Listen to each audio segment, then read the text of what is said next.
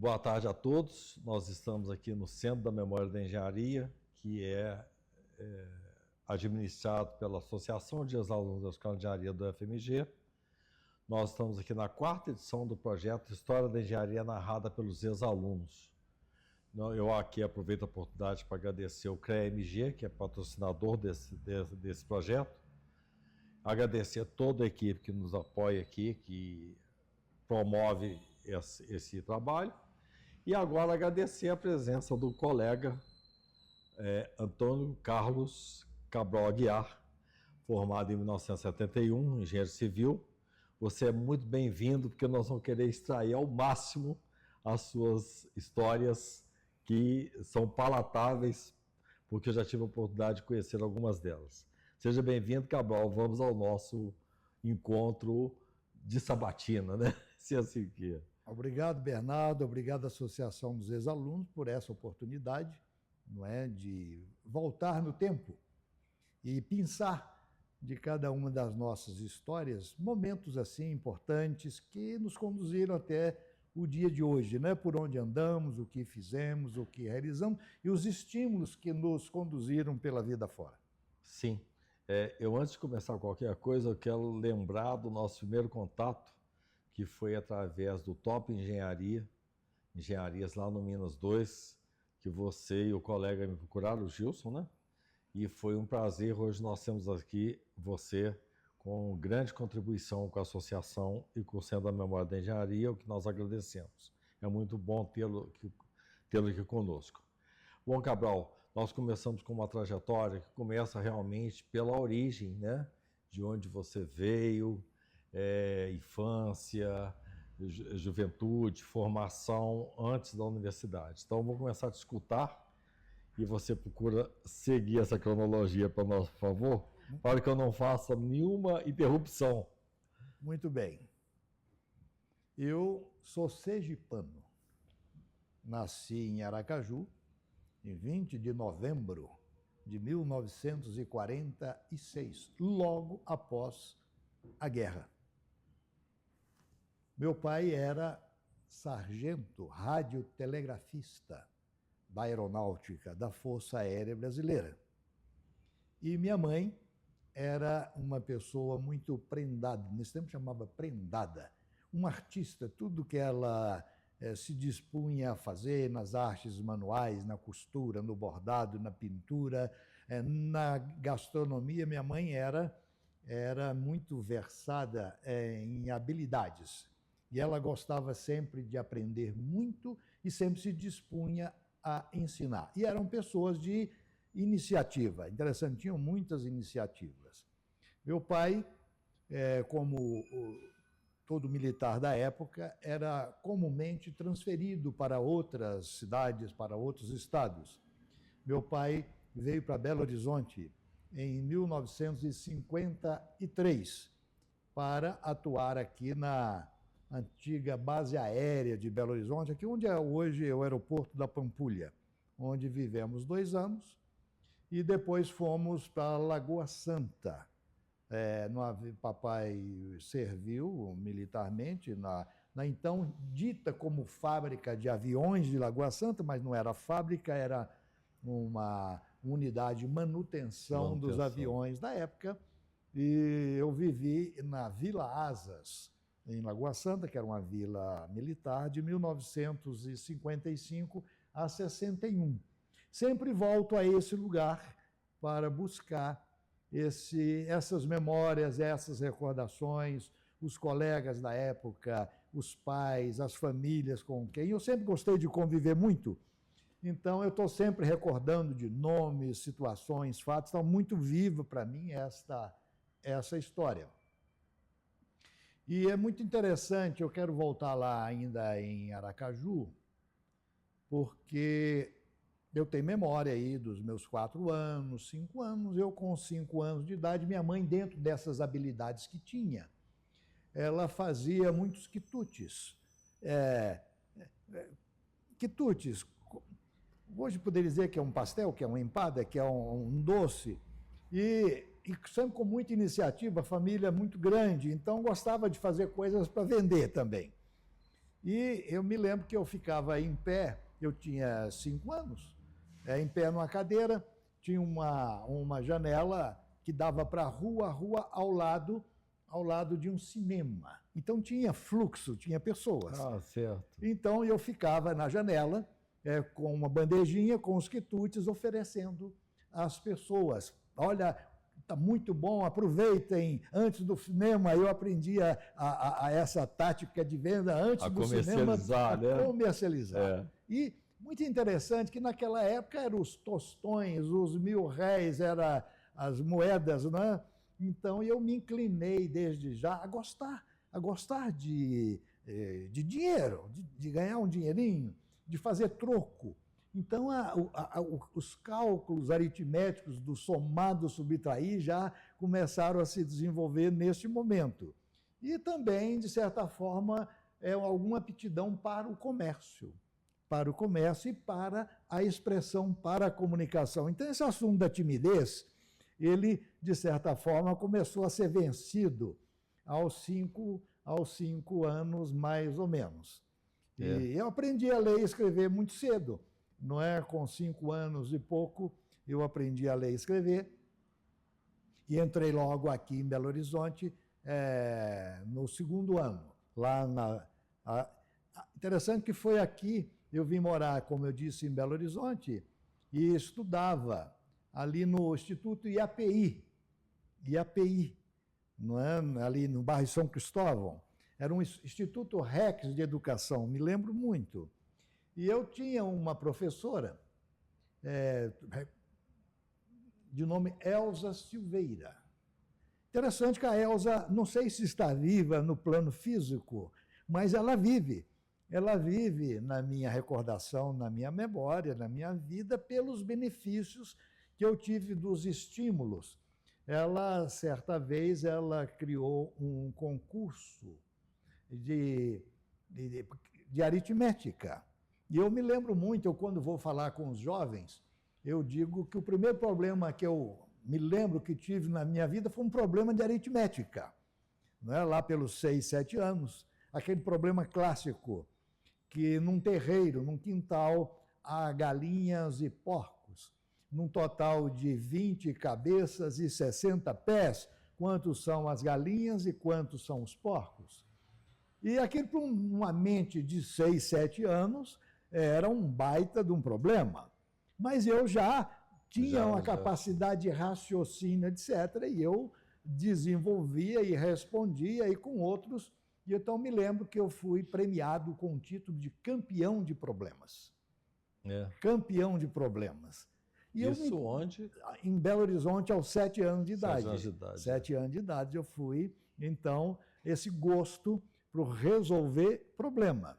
Só vou tentar me situar. Você nasceu em 46. E aqui em 53. Veio para aqui, para depois ir para Lagoa Santa. Isso. Então, quando você veio para aqui, você começou o seu curso primário no Instituto de Educação, no Instituto Rex. Isso. Era uma escolinha particular. Mas aí nós fomos para... E me lembro muito também, eu acabei estudando um pouco na Escola Municipal Aurélio Pires, ali na Praça Santo Antônio, junto ao aeroporto. E tem uma memória que eu considero de grande valor para mim, que era a presença de uma pessoa, um educador social na área do trânsito, e que ele visitava as escolas. Inspetor Pimentel. Eu conversando hoje com pessoas da minha época aqui, essa pessoa marcou época, porque ele ia às nossas escolas e era um homem que você percebia que o pensamento de bem, o sentimento de bem, de fazer o bem, estava presente na vida dele. Ele queria nos instruir, como pedestres, os cuidados que deveríamos ter na rua, etc. E esse sentimento de gratidão por esse ensinamento ficou na minha vida. O Inspetor Pimentel é outro ser marcante na minha vida. Eu era menino, escutava falar dele. Que certamente me estimulou a realizar atividades que hoje eu realizo já nessa faixa etária. Então, instruir a juventude, né, trazer outros elementos de educação, além da educação formal. Eu vou fazer uma interrupção rápida. Faça. Isso que você colocou aí é bem curioso, porque eu, já estudando engenharia, eu dava aula como todo aluno, né? Grande parte eu fazia estágios e dava aula de matemática e de física particular. E uma das dificuldades, porque você sempre encontra aquela resistência, eu não gosto de matemática, eu não gosto de matemática. Aí eu pegava e começava a falar de dinheiro com eles, compra, vende, não sei o quê, todos saíam muito bem, Isso. mas já é o chavão, o clichê, eu não gosto de matemática, então inibe realmente, né? Então foi curioso você falar isso, porque por um interesse comercial, você já estava assim, livre para praticar o seu raciocínio matemático, né? Sem elaborar nada e foi voluntário. Isso é muito curioso. Agora, muito interessante esse aspecto prático da matemática, né? Quando o professor tem essa aptidão, esse talento para mostrar no dia a dia em que a matemática ela permeia a nossa vida em todos os aspectos. E eu costumo brincar muito, eu gosto de uns trocadilhos, eu acho que a matemática ela deveria, em algum momento, trocar de nome, deixar de ser matemática para ser uma boa temática. Isso, Se tivesse nascido como boa temática, possivelmente muito dos preconceitos dessas seriam vencidos, apenas como... mas voltando lá nessa trajetória, você teve essa aula aqui numa escola particular, que era raro no passado, né? Isso. Escola particular no passado não era tão comum. Né? Depois você foi daqui, foi para Lagoa Santa. Completei um período aqui, não é? E é muito interessante, já que estamos falando de passado, eu morava na Rua Boa Ventura, isso em 1953, aqui na base aérea, quando eu assisti a ruptura da barragem da Pampulha. Em 1900, poucos sabem disso, que um dia a barragem da Pampulha se rompeu, tá certo? Sim, temos. Mas se rompeu deu sinais de ruptura, de fissuras. Houve tempo de preparar a vizinhança, de preparar os aviões que podiam voar para Lagoa Santa e tivemos realmente essa ruptura. Fico imaginando hoje com a cidade, com a população que tem hoje, com os bairros a jusante abaixo da Pampulha, que estrago seria hoje, mas felizmente foi numa época em que gerou dificuldades e incômodos, mas a vizinhança suportou e não houve danos pessoais, né? Danos de vida, danos materiais houve. Mas então eu fui para Lagoa Santa. Eu fui para Lagoa Santa e me recordo bem que, chegando na sala de aula, minha professora se chamava Dona Esther. Eu me lembro que ela devia ter, eu estava com 9 anos, ela devia ter 17, 18, 20 anos, mas era Dona Esther, né? Para nós, aquela figura da professora elevava também, não só em valor como em idade, a Dona Esther, a professora. E eu me lembro muito que logo na primeira aula, isso na escola Tiradentes, viu?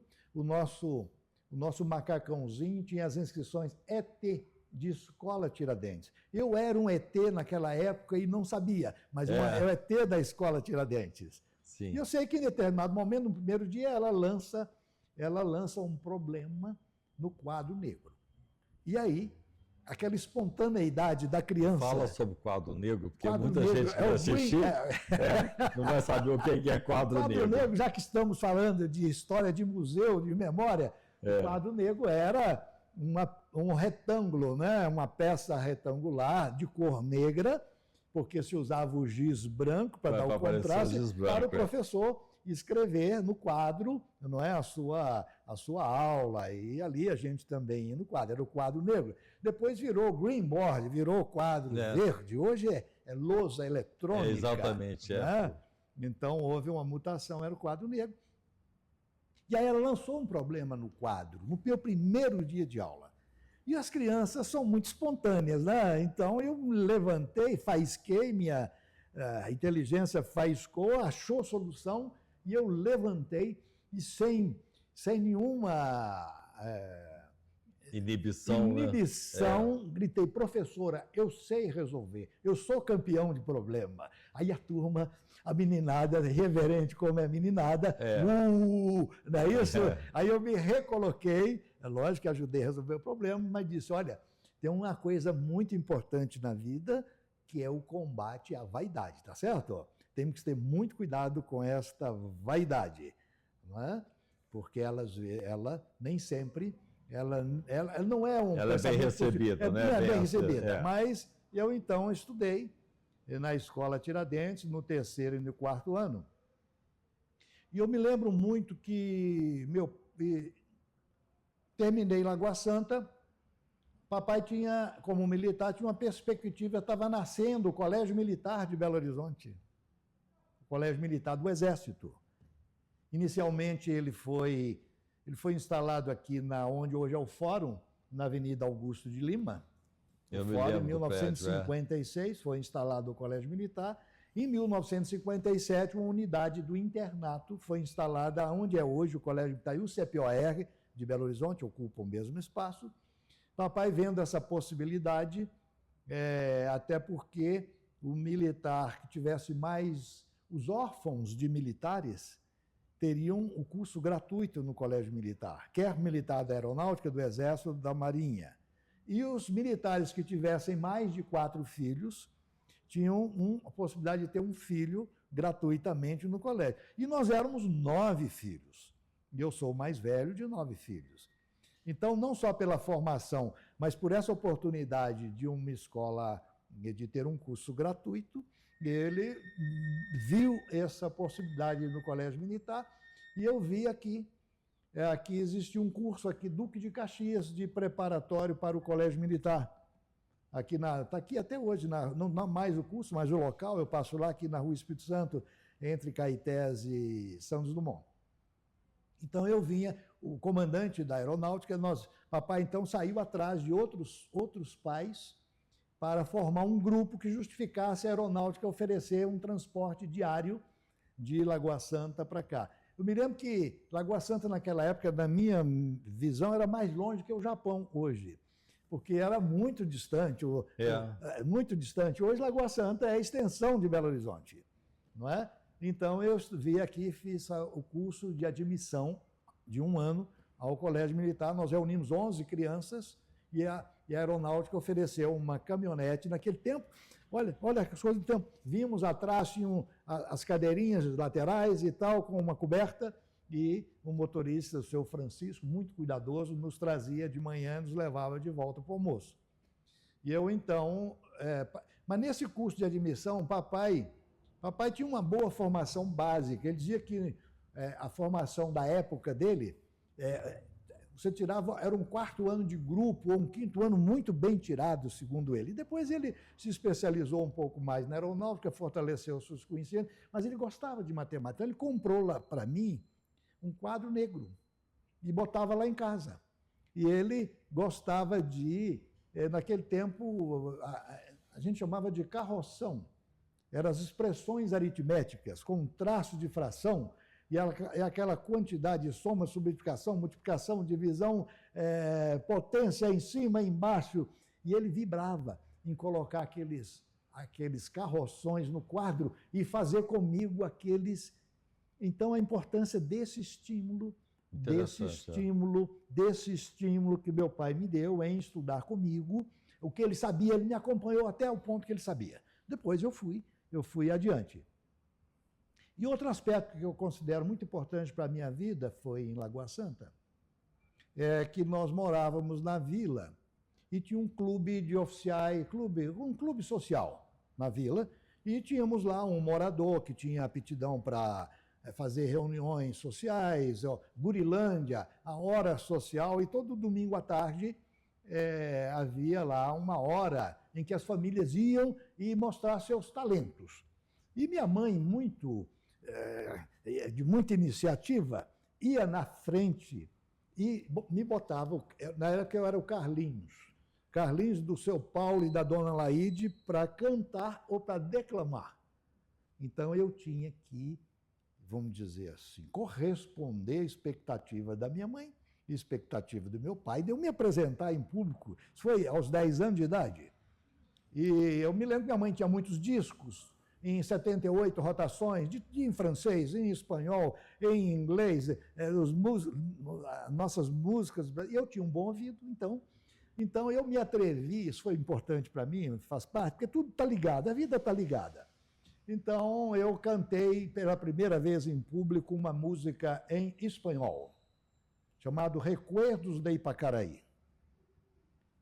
Recuerdos de Ipacaraí. Uma noite tibia. Eu não vou cantar aqui, porque senão o meu entrevistador vai pedir bis e nós vamos desviar aqui a nossa entrevista. Mas eu cantei em espanhol Recuerdos de Ipacaraí.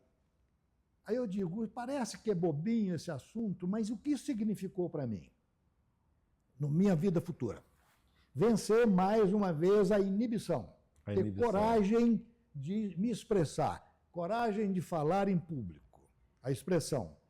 E aí também cantar em público. Cantar em público. E eu, sem vaidade alguma, eu digo que eu fui um dos melhores cantores de chuveiro que eu já conheci. Quem cantou em chuveiro sabe que a acústica é muito favorável.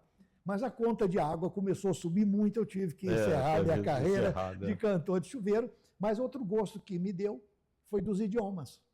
Então, ao cantar em espanhol, eu tive gosto pelo francês, porque a nossa formação de base das escolas, você tinha o latim como língua mãe, você tinha o francês, você tinha o espanhol, você tinha o próprio português, e o inglês também permeava, então o gosto pelos idiomas, ele ficou também depois de viajar, de conhecer, e esse conhecer o Lago Azul de Ipacaraí ficou na minha mente por 54 anos, até que em 2014, já casado, avô, etc., fui com a minha cara metade, fomos conhecer o Lago Azul de Ipacaraí, que já não é tão azul, porque a cidade se desenvolveu em torno, e aí veio a poluição e tal, mas fazia um grande esforço para... Isso foi um ponto que eu acho que marcou depois o meu futuro, o meu destino, o meu trajeto. Aí entrei no Colégio Militar, né? Colégio Militar, eu tive uma experiência muito importante, que eu acho que foi muito grande na minha vida, porque eu sempre gostei de futebol. Papai me ensinou a jogar futebol e eu gostava demais de chutar bola. Então, meu pai sempre estudou comigo, em casa. Quando eu fui para o internato, porque era longe, eu fui para o internato, e aí eu perdi esse estímulo do pai, ainda não tinha conquistado esse estímulo de eu estudar. O pai estava sempre junto comigo, me estimulando. O pai não foi comigo para o internato. Onde foi esse internato? 1958, no Colégio Militar. No Colégio Militar? Já no Colégio Militar. Aqui em Belo Horizonte? Aqui em Belo Horizonte. Santa Teresa? Não, Santa Teresa é da Polícia Militar. Colégio Militar do Exército. Do Exército, lá na Pampulha, perto do campus perto da universidade. E aí eu me descuidei, 11 anos, me descuidei e comecei a programar torneios de futebol na hora do estudo, etc. Resultado, bomba. Aquele tempo chamava bomba. Fui reprovado. Hoje, eu agradeço na minha vida este episódio de um fracasso, porque ele mexeu comigo. Ele fez meus pais sofrerem, me fez sofrer, eu perdi minha turma seguiu adiante, essa turma, né? Eu me senti menor. Aí eu fiz um compromisso comigo mesmo. De agora em diante, eu vou ser um excelente aluno de novo,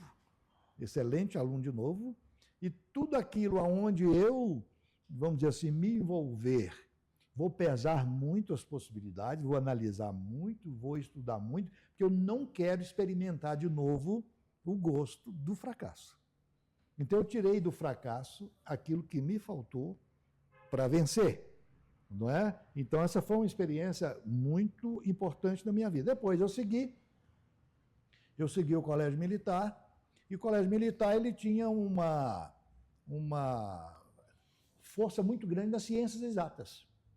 Então, matemática, física e química, tanto que da minha turma de formatura, as turmas do Colégio Militar dos primeiros anos, vieram desaguar na engenharia. Então, a engenharia foi praticamente a sequência, durante muitos anos, talvez ainda hoje, dos alunos do Colégio Militar. Economia também, mas, sobretudo, engenharia. Na época, nós tínhamos 3 vertentes. No ensino médio, ao terminar o ginásio, que hoje é fundamental, né, com 14, 15 anos, nós tínhamos o científico. Nós tínhamos o científico que dividia em ciências exatas, ciências biológicas e tinha o clássico. O clássico era aqueles que queriam ir para a advocacia e queriam ser professores ou diplomatas ou coisa assim. Então, o nosso leque ainda era um leque mais restrito de possibilidades. Hoje, eu vejo aí a Universidade Federal oferece 350 cursos de graduação diferentes. Olha a dificuldade que é hoje para um menino de 17 anos, 18, com a experiência de vida ainda, de decidir por um curso onde ele vai se caminhar mais 5 anos. Aí eu fui terminei o científico e eu queria... o Exército, a Aeronáutica e a Marinha, dada a alta performance dos alunos do Colégio Militar, também franqueavam suas portas para os alunos oriundos do Colégio Militar do Exército, para irem para a Aeronáutica, para a Marinha ou para o Exército. E eu fui para o Exército, em 1966. Fiz só o exame físico, psicotécnico, e fui para a Academia Militar das Agulhas Negras. Interessante que eu vivi uma experiência... Eu sempre fui aluno vibrante de primeiro semestre. Primeiro semestre, aluno, caderno novo, livro novo, professor novo. Me lembro lá do curso primário, mamãe encapava meus cadernos com papel celofane, nem existe mais isso. Então, o estímulo do início do ano. Então, eu fui para a Academia Militar e fui o primeiro aluno da minha turma chegar no Colégio Militar, na Academia Militar de Agulhas Negras. E fui para o quadro negro. Normalmente, os primeiros alunos da Academia Militar, que eles chamam de 01, 02, 03, são os futuros generais.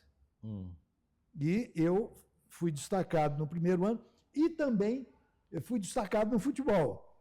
No futebol, fui para a seleção da Academia Militar da Agulhas Negras no futebol, que disputava o torneio com a Marinha, com a Aeronáutica, e tinha um privilégio, eu brinco, o privilégio que o atleta tinha direito a 2 ovos e 2 bifes no almoço, tá certo? Para se fortalecer. Eu brinco que era o privilégio do atleta.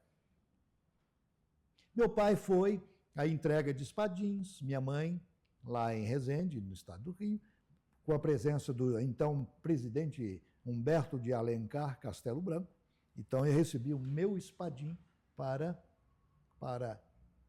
E tinha uma inscrição que eu me lembro até hoje, que é quase um mantra, lá no pátio da academia, que diz assim: cadete, ide comandar, aprendei a obedecer. Ide comandar. Aquilo também ficou. Só uma pausa aí, veja só, ide. Né? Então, na sua trajetória no latim, no ginásio, naquela época tinha o francês como muito mais que inglês, era muito difundido. Eu estudei 1 ano de francês. Depois ele foi extinto. E quando eu ia entrar no latim, ele foi extinto. Eu ia pegar no semestre seguinte, ele foi extinto da escola do ensino, naquela época, ginásio. Eu entendo que essas línguas davam muita segurança para quem as estudava. Eu tive a oportunidade de estar fora e eu fui a um museu lá em Paris e estava lendo... Quando eu me vi, eu estava lendo tudo que estava escrito lá no Museu do Corbusier, entendendo tudo com 1 ano de francês apenas. 2 períodos de francês, eu não esqueci, porque era muito bem dado. Aí eu fico pensando no latim, você já começou aí com a história militar, essa correlação, essa segurança que você de uma escola militar, e naquela época, com certeza, o latim ainda tinha uma reverência, era habitual, usar esse tipo de linguagem. Porque o latim exigia que você conhecesse muito português, análise sintática, tá certo? Por causa das declinações do latim. Então, a análise sintática era fundamental para o uso das declinações do latim. Não é? E eu entendo que o latim, por causa disso, desenvolvia muito também o raciocínio. Isso que eu estou fazendo uma associação. O latim desenvolvia muito, tanto quanto a matemática. O latim e a matemática desenvolviam, como desenvolve a matemática hoje, o raciocínio, a lógica. Então, o que torna aquele jovem mais seguro, sim, no processo da formação dele. E mais apto a enfrentar problemas de toda ordem na vida mesmo, porque a solução dos problemas, ela se inicia pelo pensar, pelo conhecimento, logicamente, e pela capacidade de pensar, não é? Hoje, de certa forma, por estar se recebendo tudo quase pronto hoje, não é? Nós desenvolvemos as fórmulas matemáticas, sim, da física, os teoremas, não é? Nós desenvolvíamos toda essa parte. Hoje a meninada está recebendo isso pronto, com fórmulas já prontas, não sabe como foi, e se aquilo muda o paradigma. Muito curioso, Cabral, não sabe porque como eu tinha desviar. por prática não decorar nada. Isso. Eu tinha que deduzir tudo. Deduzir. Isso é um processo de fórum íntimo, de orgulho pessoal. E aí fica uma boa notícia que eu tomei conhecimento outro dia, porque alguns países estão extinguindo e proibindo o uso de equipamentos eletrônicos nas salas de aula hoje. Eu achei isso notável. Eu soube na semana passada. Alguns países estão proibindo tablets, celulares. O aluno tem que voltar a escrever. Isso é muito importante para o raciocínio, para contribuir com a psicomotricidade, a correlação entre o comando, né, neurológico com as mãos. Isso é muito importante. O que eu tenho percebido e sou contra já há algum tempo é esse exibicionismo governamental de que comprou tablets, computadores e levou a internet para todas as escolas dos jovens. Eu acho que isso é um fator inibidor do desenvolvimento intelectual.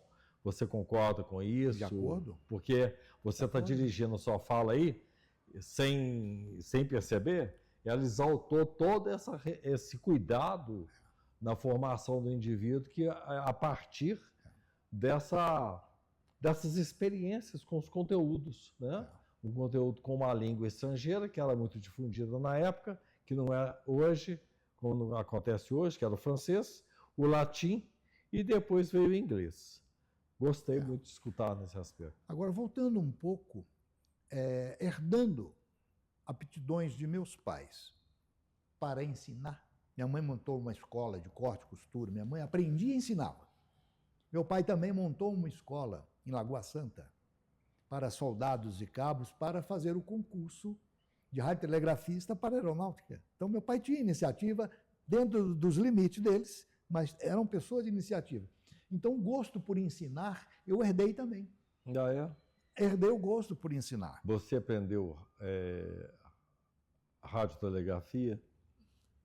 Não. Não a radiotelegrafia, mas em cima da matemática. É interessante, a matemática foi o meu grande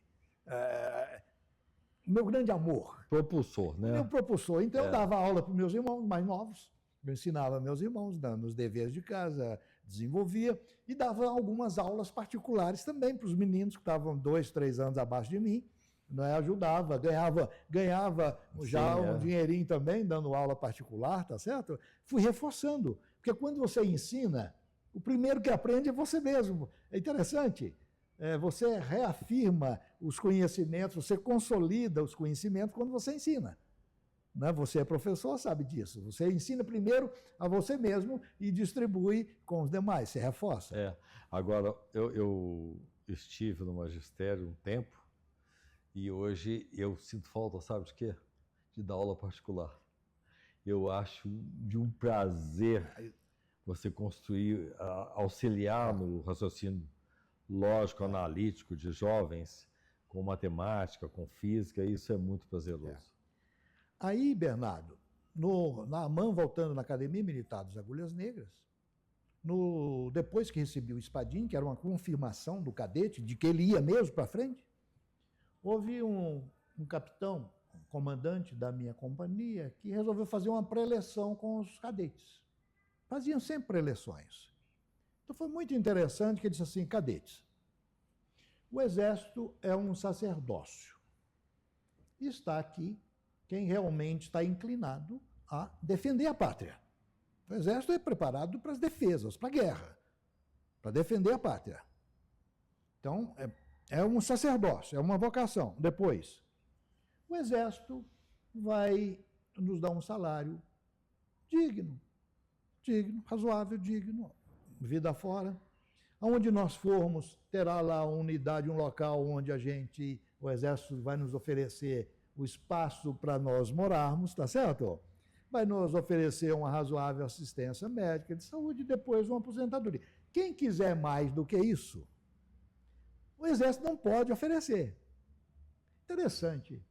Depois eu projetei que eu teria que viver dentro de um mundo, são vários mundos, o mundo da engenharia, o mundo do direito, o mundo do esporte, o mundo da cultura. Então, no mundo militar, eu teria que viver dentro do mundo militar por 35 anos, tá certo? E depois eu me perguntei, e se eu quiser experimentar outras coisas? Eu vou encontrar o que eu aprendi aqui, a utilidade lá fora? Vi que não. Então, eu tive um ato que eu não sei, de ousadia, resolvi não continuar. Escrevi para o meu pai, naquele tempo era carta. Uma carta demorava 10 dias para chegar de um lugar ao outro, escrevi uma carta para o meu pai, dizendo a minha intenção de sair. Não tive paciência de esperar a carta. Peguei um ônibus e vim até Belo Horizonte. Então você foi autônomo, né? Esse processo decisório, né? Decisório, autônomo. É. E vim justificar com meu pai. Meu pai sofreu muito, minha mãe sofreu muito. Olha que interessante. Porque eu já estava, é o universo, né? Porque eu já estava com a minha vida muito bem encaminhada, tá certo? E eu desfaço essa rota para voltar. Mas a decisão foi sua. Você não cedeu à dificuldade deles de te entender. Não, eles foram muito... Meu pai, no final, disse o seguinte, meu filho, eu confio em você. Interessante, esse confiar em você foi algo também muito importante.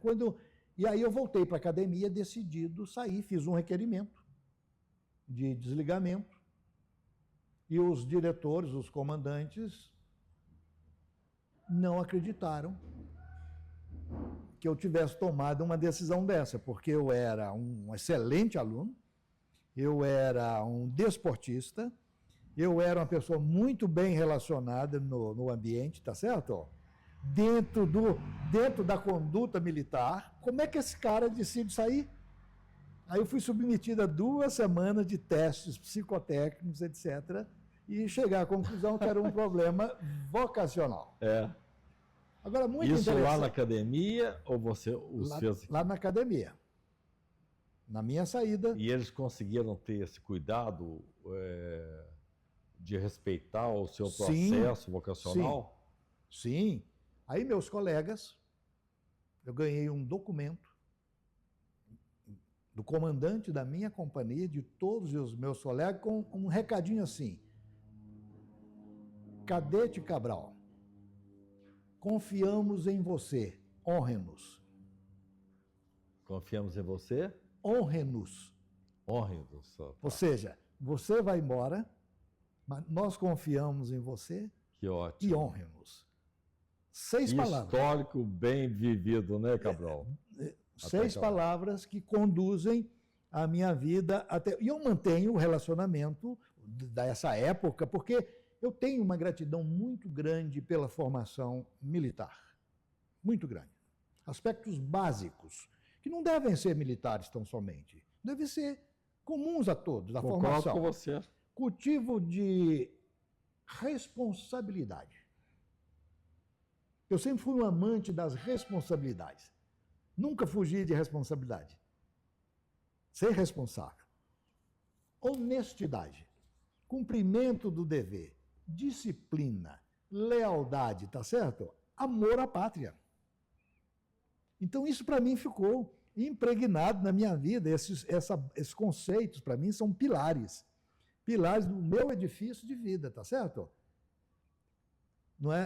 A questão cívica, os valores da pátria, o hino nacional, a bandeira, tá certo? Então, tudo isso nós tínhamos mesmo na escola básica, pequena, no grupo escolar, nós tínhamos.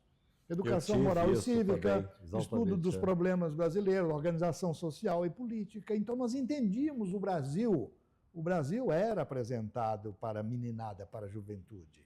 Não é? Porque nós seríamos os homens do futuro, os condutores da pátria, tá certo? Então, nós tínhamos que ter a visão de país. Então, isso eu sou muito grato ao Exército por esta formação e pelo nível de companheirismo também, de amizade que nós construímos. Aí eu saio, eu peço licença, é para onde eu vou? Eu sou amante da matemática, eu vou para a engenharia. Ah, tá. Porque lá eu já tinha me inclinado pela engenharia militar. Pontes, estradas, o Exército tem trabalhos importantes na engenharia. Lá tem um curso de engenharia. Tem, uma das armas, chama-se Arma de onde vieram as outras engenharias. Exatamente. Começou lá. Exatamente. Inclusive, a nossa escola aqui foi fundada com engenheiros da Escola de Ouro Preto, também da Academia Militar. Aí eu vim para Belo Horizonte em outubro, para enfrentar o vestibular em janeiro, da Escola de Engenharia da UFMG. E eu só tinha duas possibilidades, passar ou passar. A mesma coisa que aconteceu comigo. Passar ou passar.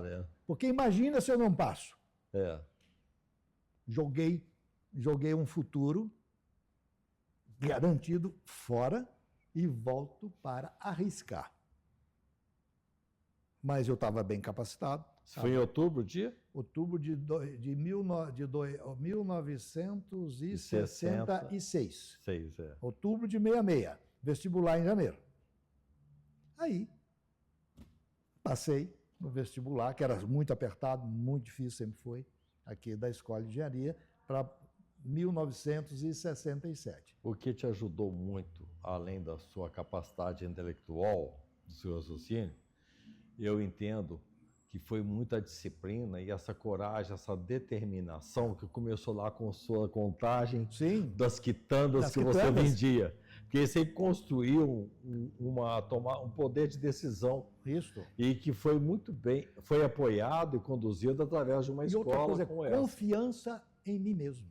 Eu falo muito que hoje tem muito jovem e tem muita manobra aí, e é uma posição preconceituosa com as escolas cívico-militares. Eu acho que existe uma dosagem de preconceito, uma resistência muito grande, porque ao mesmo tempo que nós temos perfis que não se submetem, que não pretendem estar numa escola como essa, nós temos grande parte de jovens que gostaria de estar numa escola, ter a oportunidade de estar numa escola com disciplina, diferente do que está acontecendo hoje. Eu me lembro, olha, não me tirou pedaço, porque nós tínhamos o líder de turma, o chefe de turma. O professor vinha pelo corredor, entre um intervalo de uma aula e outra, né? Os meninos... O que eu vejo, você desculpa eu estar fazendo essa interposição aí, mas o jovem hoje está muito excitado, ele tem muito estímulo. E uma escola como essa, ela acalma, você fica mais reflexivo, porque você tem um processo de, como é que fala? De observação maior, não é de submissão, mas um exercício da humildade, de absorver algum nível de conhecimento. Então, o que está acontecendo hoje é que eu acho que eu sei, os jovens acham que sabem, eles atropelam, porque o raciocínio às vezes quer ser rápido, mas ele não é eficaz. Então, a escola, ela direciona, porque ela cria essa disciplina, uma certa linearidade construtivista. E na escola, como está acontecendo hoje, ela está com linhas aleatórias da absorção de conhecimento. Quer dizer, mas aí você está muito ultrapassado. Eu escuto muito isso, não de mim, mas de muitas linhas educacionais. É uma necessidade como é que fala? De modernizar o ensino, atualizá-lo, mas a atualização tem comprometido a qualidade. Vou ficar calado por aqui, porque a entrevista não é minha, é sua. Mas eu volto na sala de aula, no colégio militar. Então, o chefe de turma ia até a porta da sala e ver se o professor estava vindo. Quando o professor estava se aproximando da porta, ele dizia para a turma: turma, atenção, o professor está chegando. Turma, de pé. A turma ficava de pé, esperando a entrada. O professor chegava na porta, esperava a turma se acalmar, fazer silêncio, tá certo? Ele aí entrava e falava com o chefe de turma: pode convidar a turma a se sentar. Turma, a partir dali criava-se o ambiente da sala de aula. E a reverência, professor-aluno, aluno-professor. Mas isso é muito saudável. Uma correspondência, saudável, uma correspondência de respeito, É. não é? Respeito grande entre professor, aluno e vice-versa. Nós tínhamos um código de honra, por exemplo, entre nós alunos, em relação à cola. O aluno que, de repente, não dominasse um pensamento como esse de indiscrição e querer avançar visualmente na prova do outro para se beneficiar, ele era tido como um traidor de um conceito, tá certo? Que era o conceito de honestidade. Isso era um código de honra nosso. Um código de honra nosso. Isso lá na academia. No colégio militar também, Colégio, na academia nem se fala, mas já no colégio militar. Aí você veio, então, em outubro para Belo Horizonte. Fazer engenharia. Para fazer aí eu entro na escola de engenharia. Mas como você teve um curso preparatório? Não, aí já foi. Eu me tranquei em casa. Que eu não... Mas você concluiu, então, aquela formação intermediária? Não, eu saí do primeiro ano da Academia Militar. A Academia Militar tem 4 anos. Tá. Eu deixei a Academia Militar no primeiro ano e vim para fazer o concurso vestibular aqui da engenharia. Então me fala desse concurso. Aí entrei, não frequentei cursinho, naquele tempo os cursinhos estavam por aí, né?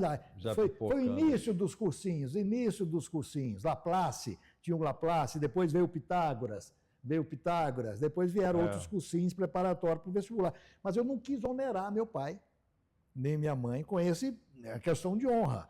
Eu não vou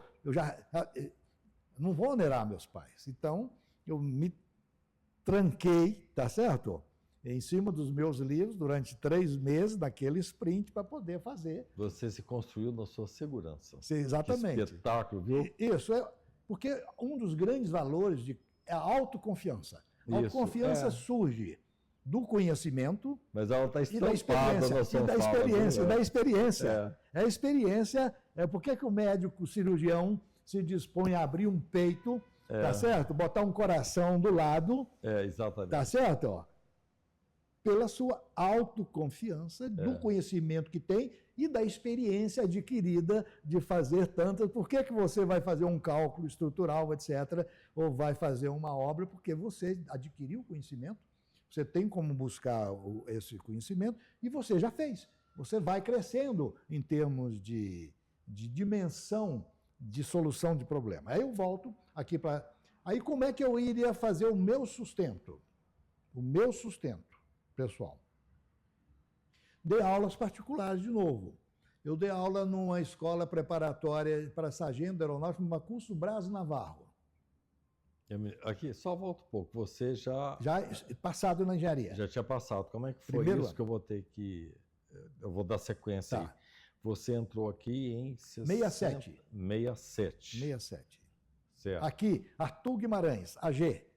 No AG. No AG, Arthur Não Guimarães. tinha, mas já tinha o AES? Tinha o AES também. Estava em construção. O AES já foi mais na frente. Eu fiz 2 anos no AG, que era o curso básico. Todo o curso básico era aqui, né? Era aqui. E na AES, o AES já era dividido por especialização. Tá. Eu vou dar uma paradinha, um pequeno intervalo, e nós voltaremos daqui a pouco.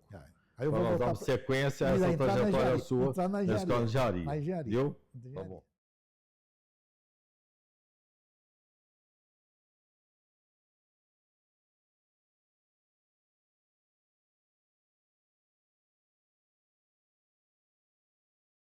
Boa tarde a todos. Nós estamos começando aqui o segundo bloco do nosso programa de hoje, da nossa entrevista de hoje, do nosso colega Antônio Carlos Cabral Aguiar, formado em 1971, engenheiro civil.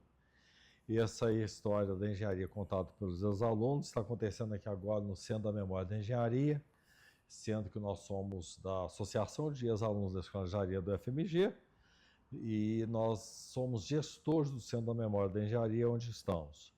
E eu aproveito aqui para lembrar que esse projeto é financiado pelo CREA-MG, e eu agradeço ao CREA-MG e aos apoiadores e a toda a equipe de produção para nós estarmos aqui com o prazer de estar recebendo você aqui, Cabral. Bom, dando sequência aí, você entrou na escola de engenharia. E aí começou toda uma história que eu acho que é muitíssimo importante. Chamar uma pessoa extremamente contemporânea, engenheira civil também, que é a nossa apoiadora aqui. E eu vou explorar a presença dela hoje novamente, que é a Maria Consuelo Betônico Máximo. Eu gostaria de contar com sua presença. Engenheira civil, formada... Eu também vou dar um abraço, não é só você não. Obrigada. Formada em 1965, Consuelo? 65. 65. Você pode sentar ali com apoio, né? Uhum. Olha, Muito você não se obrigada. incomoda de nós termos uma presença, uma flor como essa. Ficou riquíssima, riquíssima agora, riquíssima. Torna mais agradável, né, Cabral? Agradeço muito o convite. Para mim é uma honra, um prazer estar aqui com vocês e participar desse depoimento seu. Você que é uma pessoa tão rica de projetos de história. Para nós é muito importante. O que eu vejo muito nele também, isso é muito do engenheiro, né, Consuelo? A questão do construtivismo. Eu me identifico com os engenheiros por isso. Porque nós, na verdade, quando se forma, pouco se sabe do que se vai fazer. Na medida que você começa o exercício profissional, você vai construindo possibilidades, conhecimentos, né? E é muito diverso. E isso me dá um orgulho que eu acho que é o mesmo de vocês, né? Sem dúvida. Então vamos começar a falar dessa trajetória aqui na escola, relação com os colegas, a questão das atividades sociais, culturais aqui dentro, paralelas ao ensino, a questão da disciplina que também existia na época dos professores todos de terno. Eu peguei as turmas ainda dos professores de terno. Nós não tínhamos professor com postura informal. E eu não tenho crítica alguma, quero deixar isso bem claro. Eu lembro que era um protocolo que impunha disciplina por si, né? Então, fala você agora da sua visão dessa trajetória na escola, por favor. Primeiro que você acaba de abordar a importância do professor. Um professor estimulante na história, na geografia, na química, na matemática, na engenharia, ele transfere esse estímulo para os alunos. Então, você gosta muito da matéria, muito em função da forma como o professor ensina e estimula os alunos. O professor é a figura fundamental na educação, não tem dúvida, é a figura central da educação. Não é? Aí eu chego aqui, já em 1967. Queria realçar que nessa minha época, eu desfrutei muito da oportunidade de ter meus colegas juntos, do primeiro ao quinto ano. Então, nós nos acompanhamos por 5 anos. Isso significa uma oportunidade imensa de formar vínculos pessoais, vínculos humanos, tá certo? Que muitas das nossas turmas, sobretudo as turmas da minha época, até hoje, eles praticam isso. Eu agora, no dia 23 de outubro, vou me encontrar com minha turma para celebrar 53 anos de formato. É evidente que não são todos mais, mas nós mantemos um grupo significativo unido, porque essas redes de relacionamento são extremamente importantes para a vida. Não Sim. só os vínculos de amizade, como os vínculos profissionais são extremamente, porque nós nos encontramos nos diversos cenários profissionais onde as especializações se fundem, se ajudam, se colaboram. Então, criam vínculos de confiança e de experiência e de apoio, de colaboração. Mas eu volto aqui. Como subsistir dando menos ônus para os meus pais que não tinham muito? Meu pai tinha acabado de se aposentar na aeronáutica e tinha um carrinho, um Fusquinha, que minha mãe ganhou num sorteio na televisão Itacolomi, Canal 4, em fevereiro de 65. Que ótimo. Minha mãe ganhou num sorteio e esse carro teve uma importância imensa, imensa. Uma coisa simples, mas importância imensa para a minha família, para eles. Por quê? Meu pai, aposentado, primeiro tenente da aeronáutica, aposentado, se transformou no motorista de táxi. E nesse sorteio que minha mãe ganhou, tinha direito a um curso de autoescola gratuito. Minha mãe não quis aprender e me deu o direito de aprender gratuitamente esse curso na autoescola. Então, aprendi a ser motorista. E aí eu disse assim, eu vou aproveitar esse carro, esse táxi, e também vou trabalhar nele. Então, eu vim aqui para a Escola de Engenharia na parte da manhã, ia para casa almoçar e fazer meus estudos. Papai chegava em casa às 5 da tarde com o táxi. Eu pegava o táxi e trabalhava até 11 da noite. E fiz isso durante 2 anos. 2 anos. Teve uma importância para mim espetacular. Várias. Primeiro que eu conheci muita gente. O espaço de um carro, de um táxi, é um verdadeiro consultório psicológico. Sim. Ali você recebe pessoas das mais diversas, com os mais diversos conflitos, problemas, situações, etc, etc. Então, eu comecei a ver histórias de vida, etc, naquele curto tempo. E eu sempre gostei de conversar. Então, isso foi uma escola. Depois, conheci muito bem a cidade. Era muito interessante naquela época, que a cidade ainda, 67, a parte urbana da cidade ainda, urbanista, estava sendo desenvolvida. Então, a pessoa entrava no táxi e dizia assim, você me leva na vila tal, por exemplo? Eu falava, mas dá para ir de carro lá nessa vila? Ele falou, o caminhão do gás vai lá. Então, a referência de acessibilidade era o caminhão do gás.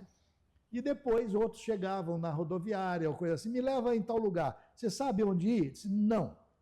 Então, me diga onde é. Aí eu abria um guia Rivera, tirava do carro um guia, que eu sentava com a pessoa e estudar durante uns 10 minutos, do trajeto que eu deveria. Hoje essa pecinha aqui, esse que está na sua mão, esse tal de celular que serve até para telefonar, ele nos leva aonde nós quisermos, etc, etc.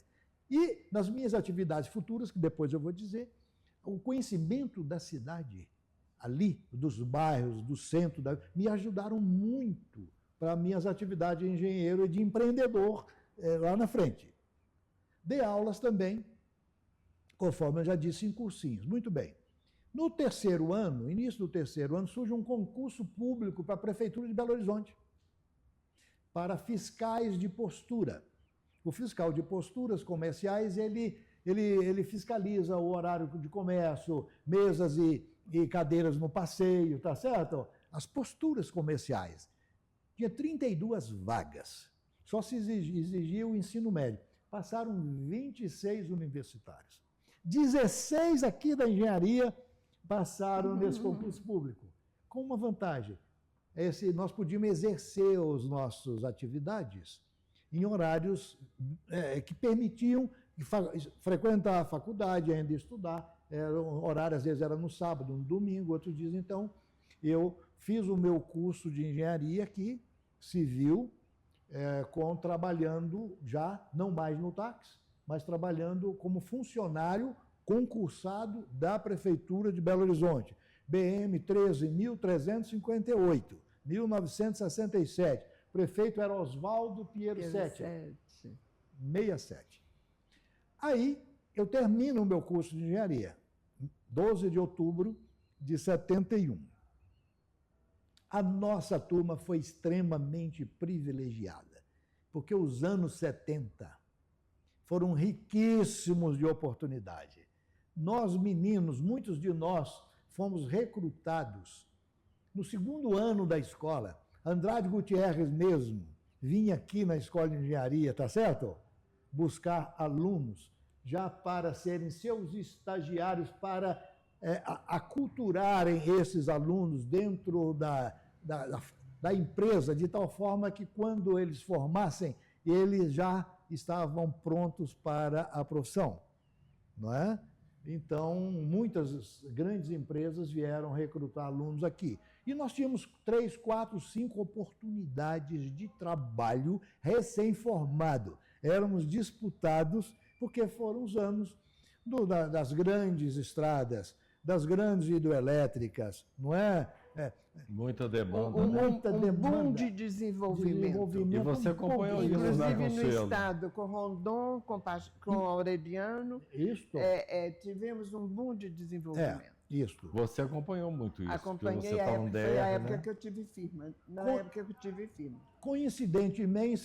Coincidentemente ou não, sem definir causa ou efeito, o ano dos governos militares, a década do governo militar. Né? Foi década de grande expansão do Brasil, tá certo? De grande expansão do Brasil. E nós tínhamos... Mas eu queria ficar aqui em Belo Horizonte, porque eu queria fazer, já trabalhando na prefeitura, um curso de engenharia sanitária. Especialização em engenharia sanitária. Então, eu não quis sair. Eu quis continuar. Aí, o que eu fiz? Com meu terninho de formatura... Só um detalhe, eu estou acompanhando o seu roteiro aqui. Tá. Você está sendo tão construtivista que você está avançando Tô avançando no exatamente tempo. o que eu quero saber. Não precisa te perguntar nada. Estou avançando. Aí, com meu terninho de formatura, querendo ficar aqui em Belo Horizonte, eu vou à Secretaria de Obra da Prefeitura. Bato lá na porta e me encontro como diretor Sérgio Werneck. Sérgio Werneck. Coincidentemente ou não, o tio dele foi parteiro da minha primeira... Doutor Jaime. Dr. Jaime Furquim Werneck, parteiro da minha Débora. E aí, muito interessante, o Sérgio me recebeu muito bem. Você chamá-lo de parteiro, ele era obstetra, não é isso? Foi parteiro. Você está escutando essa entrevista, deve estar indignado. Eu vim... É porque o personagem parteiro não existe, exatamente. praticamente. Eu nasci de parteira, não era Pois obstetra. era parteira, mas isso é incomum. E aí, Sérgio me acolhe como engenheiro, então, desviado de função da outra secretaria como engenheiro da Prefeitura de Belo Horizonte. Por, como eu chamo, um cargo, como é que eu diria assim? Manutenção? Não, fui para o setor de canalizações. Foi uma escola para mim espetacular, porque eu tinha lá um dos nossos engenheiros hidrólogos, que me ensinou a calcular a bacia, pegava córregos à vontade ainda abertos em Belo Horizonte. Córregos à vontade, à vontade, à vontade.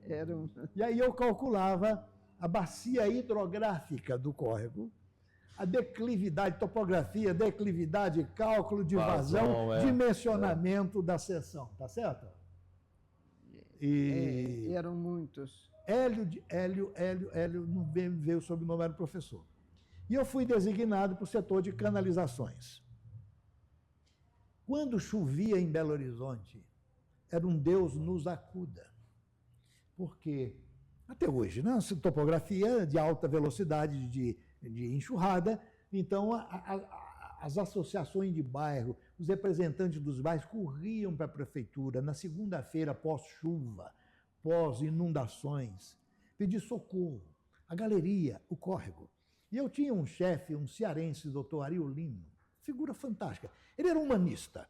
Ele era um engenheiro, mais que tudo, ele era um humanista. Ele recebia todo mundo pacientemente.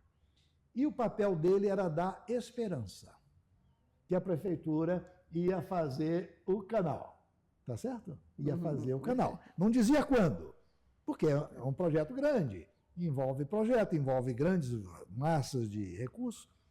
E aí, eu também tive a oportunidade de aprender esse aspecto do engenheiro, do seu relacionamento com a sociedade, tá certo? E de forma a dar essa esperança. E eu trabalhei, então, nos diversos córregos, né, aqui de Belo Horizonte. A Silva Lobo era aberta, a Barão de Melo era aberta, Pedro a Rua II, São Tupi, Paulo. a Rua Tupi, São Paulo, lá em Prudente Moraes. Prudente de Moraes, É. a Avenida Barão de Melo, A Cachoeirinha. própria Afonso Bernardo. Pena tinha um córrego desse Sim, ano. atravessava o parque. É. E aí eu era não só projetista, como fiscalizava obras. Só que nesse intervalo, estudando aqui saneamento, o meu professor Fabiano, Antônio Fabiano de Paiva, professor de estatística, me viu com características de professor e de expor bem o assunto. Quando ele chamava os alunos para dar explicações sobre o conteúdo da matéria, eu dava, ele disse, você vai ser um professor. Você não quer vir aqui para estatística, não? Para o meu time da estatística? E aí,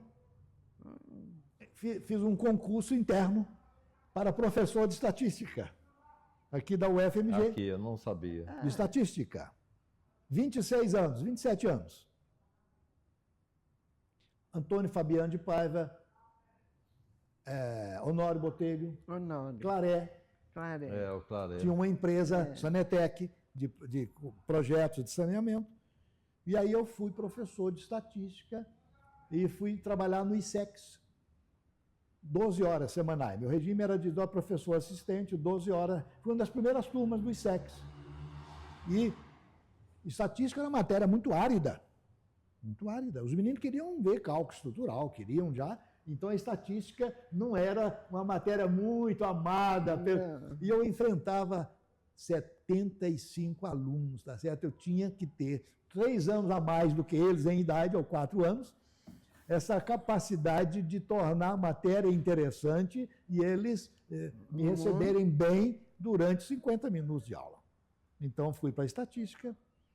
E aí foi muito interessante que a consultora Ápia, que eu havia fiscalizado, mas antes disso, houve um concurso público interno, porque havia vários engenheiros trabalhando sem serem apostilados. Então, a prefeitura fez um concurso interno para aprovação dos engenheiros. Eu estava com a engenharia fresquinha, acadêmica na mente. Houve uma prova, e eu passei em primeiro lugar, junto com o Sérgio Werneck, meu chefe. Por sorte minha, meu chefe tinha muitos títulos e ficou em primeiro lugar. E eu fiquei em segundo. Já pensou se fosse o inverso? Que problema, que constrangimento. Então, eu fui apostilhado como engenheiro da Prefeitura de Belo Horizonte. E aí, a Ápia, a consultora Ápia, que eu fiscalizei, observando que eu era muito organizado, estatística, e organizado, o Guido, que já foi entrevistado aqui, Zé Guido Figueiredo Neves. Guido, Roque e Carlos Alberto. Carlos Alberto. Aí o Antônio Augusto, que é primo do Guido, chefe de obra, me chamava de Antônio Carlos. Foi uma das poucas vezes que eu fui chamado de Antônio Carlos. Antônio Carlos, a Ápia está crescendo, tem lá um departamento técnico que ela quer implantar, de orçamento, planejamento, controle, custos, etc. E você tem todo o perfil para ser. Vamos lá para a Ápia. Me ofereceu uma boa soma em recursos, mas eu disse, eu sou professor, eu teria que conciliar. Como a Ápia ficava na Pampulha, e eu e o SEC estava ali pertinho, né? Não, você sai daqui no expediente, vai dar suas aulas e volta. E a prefeitura? Licença da prefeitura. Eu tinha direito a uma licença remunerada de 2 anos. Remunerada? Não, desculpe. Não remunerada. Não remunerada. Então, eu pedi licença da prefeitura. Com emprego garantido. Olha como é que eu jogo as coisas. Olha como as é que... oportunidades, né? Olha a questão. Aí eu peço licença. A Ápia me envolveu bastante. E eu conheci como meu chefe de departamento Milton Lodge. Milton Lodge, engenheiro civil. Conheceu o Milton Lodge? Conheci. Marido da Selma Lodge. O É. Milton, meu coordenador, disse assim, Cabral, durante muito tempo eu trabalhei empregado. Trabalhei para o Adgar Hamilton de Matos. Trabalhei para o Davi Cohen. E ele, confiando em mim, 14 anos a menos do que ele, vamos montar uma empresa? Nós dois? Eu me lembrei do capitão, das palavras do capitão lá na mão, tá certo? E me lembrei de novo das palavras do Milton Lodge. Aquele pensamento, olha que força tem um... Hoje eu sou um estudioso dos pensamentos. Olha que força tem um pensamento na mente. Aquele pensamento se encastelou na minha mente, montar uma empresa com Milton Lodge. Aí eu vou para a Ápia, em determinado momento, 2 anos de Ápia. Eu tenho um detalhe muito importante. O Zé Guido, a primeira vez que eu sentei com ele é meu coordenador, meu chefe, patrão e chefe, ele me deu de presente uma agenda. Ele disse assim, Antônio Carlos, toda vez que você vier aqui, por favor, traga a sua agenda, que eu estarei com a minha. E nós anotaremos as nossas diretrizes de trabalho, tá certo? Na agenda. Eu na minha e você na sua. Eu brinco até hoje com meus amigos. Eu durmo na minha cabeceira com água e com uma agenda. Porque nunca mais eu tirei de perto de mim uma agenda para marcar meus compromissos, minhas coisas. Aprendi a usar a agenda com Zé Guido. E avançando aos dias de hoje, quinzenalmente, eu almoço com o Zé Guido. Zé Guido com 91 anos, Marcos Santana e outros. Eu converso, eu almoço com eles quinzenalmente, tá certo? Então criamos uma grande amizade, confiança mútua e amizade. E aí, eu tenho o pensamento realmente de montar a empresa. Aí eu pedi conta na Ápia. Assim, eu não voltei para a prefeitura. Decidi que eu não voltaria para a prefeitura como servidor público. E acabou que a universidade também, eu acabei, dado minha absorção na Ápia, com muitas obras, muito planejamento, eu acabei deixando também a própria universidade, porque começou a conflitar o horário comigo. Quanto tempo você ficou na Na universidade? cidade fiquei 2 anos. 2 anos. Pediu demissão. Pedi demissão. Muitas oportunidades, né, Cabral? Muitas. Prefeitura, universidade. E criar uma Ápia. atividade própria. É. E aí, eu chego na Ápia, diz, olha, eu tenho uma perspectiva de trabalhar por minha conta, porque um dia eles também trabalharam em outras instituições, públicas ou privadas, e quiseram fazer sua atividade própria.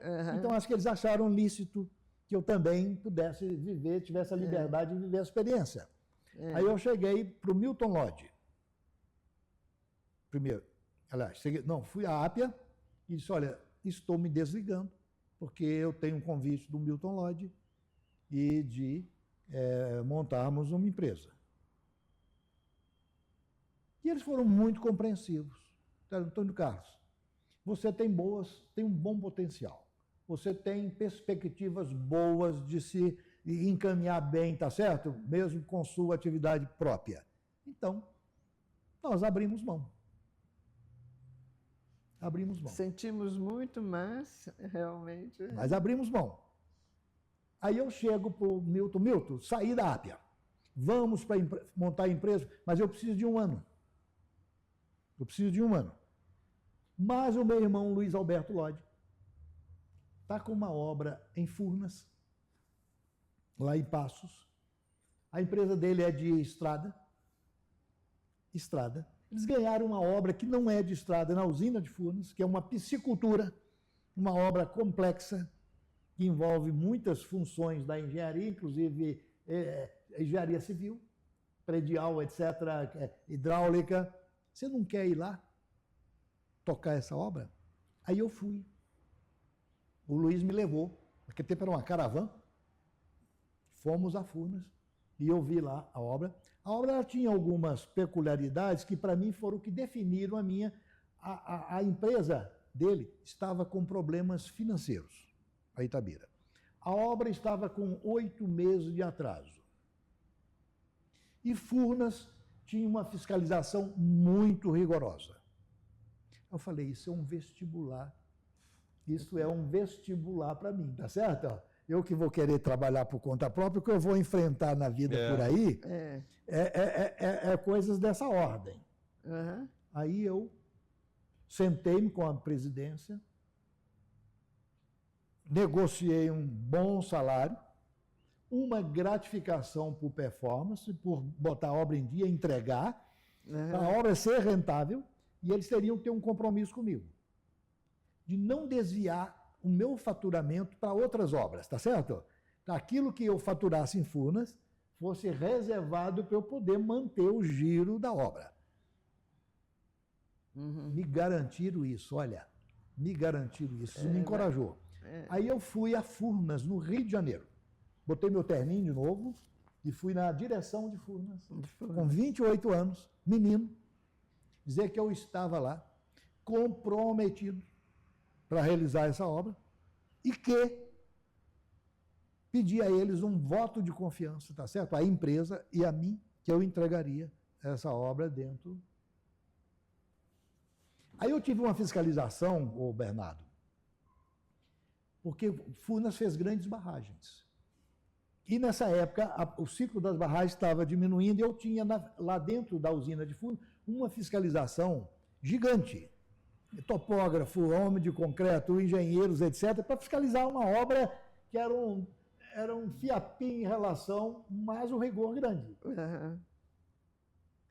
Aí eu tive que conquistar, com 28 anos, primeiro meus trabalhadores. Eles vinham de Piuí, vinham de Capitólio e vinham de Passo de caminhão. Então eu, 15 para 7, morando lá, 15 para 7, eu estava na obra, esperando a chegada deles, para descer dos caminhões, para eu fazer uma reunião com eles, dar as boas-vindas e encaminhar o trabalho. No final do dia, fazia a coisa inversa. Eu os reunia, agradecendo pelo bom dia e um bom retorno para casa e até amanhã. Conquistei a confiança da minha equipe.